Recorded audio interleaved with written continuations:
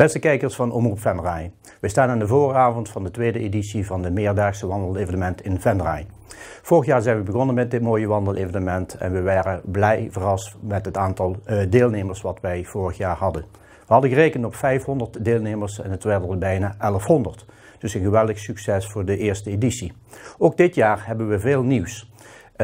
Bijvoorbeeld dat we beginnen met 3 dagen. Vrijdag 31 mei is de eerste dag, zaterdag 1 juni en zondag 2 juni. 3 dagen waar je kunt genieten van de mooie natuur en omgeving in Venray. Net als vorig jaar hebben we 3 basisafstanden, de 10, 20 en 30 kilometer. Door die te combineren bestaat de mogelijkheid om zelfs afstanden van 40, 50 of zelfs 60 kilometer per dag te lopen. Onze wandelcommissie heeft dit jaar nieuwe routes uitgezet, dus u loopt over nieuwe wegen en afstanden dan vorig jaar. En het mooie ervan is dat u alle kerkdorpen bezoekt van Venray. Uiteraard afhankelijk van de afstand die u gaat lopen. Op zondag 2 juni hebben wij iets nieuws. We hebben een speciale afstand van 5 kilometer georganiseerd, geschikt voor mensen, voor gezinnen. Het is de bedoeling dat vader, moeder, opa en oma's en de kinderen gaan wandelen. Men kan zich inschrijven als groep, tot maximaal 6 personen per groep. En daarnaast hebben wij in samenwerking met het gehandicaptenplatform Venray één route zeker geschikt gemaakt voor mensen in een rolstoel, namelijk de 5 kilometer. En op dit moment zijn we nog aan het onderzoeken of we misschien ook de 10 kilometer geschikt kunnen maken voor mensen in een rolstoel, zodat die ook optimaal kunnen profiteren van al het moois wat Venray te bieden heeft. Daarnaast hebben wij dit jaar de start en finish op het Schouwburgplein. Daar komt een hele grote tent te staan van 10 bij 20 meter.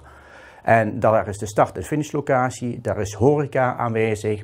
En uiteraard zorgen we ook voor muziek, zodat bij binnenkomst de mensen kunnen genieten van entertainment.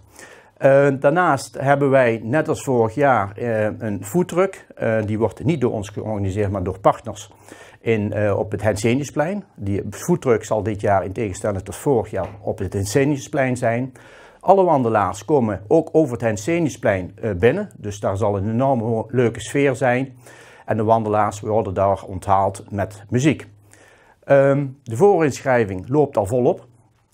Men kan zich inschrijven via onze site www.wandelevenementvenray.nl. De voorinschrijvingprijs bedraagt €8 per wandeldag. Daarvoor krijgt u of sponsort u 25% aan ons goed doel Stichting ALS. En alle deelnemers die de wandeltochten uitlopen ontvangen een uniek speltje. En daarnaast een stoffen embleem voor op een heuptas of een rugzak te monteren. Een tas van Venray bloeit en per dag krijgt men zelfs een consumptie aangeboden die men in onze tent kan nuttigen.